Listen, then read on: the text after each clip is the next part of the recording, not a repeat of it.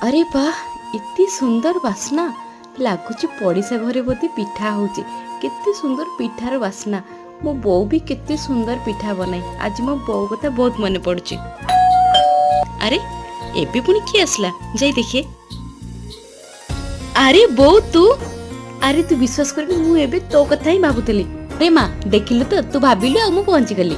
जानिचु बो मते आज तो हाथ तैयारी पिठा खाइबा कथा बहुत मने पड़ुतला आ तू आसी पहुंची गलु। हाँ रे माँ गोटे झील मन कथा कौन ता माँ बुझी पारबनी।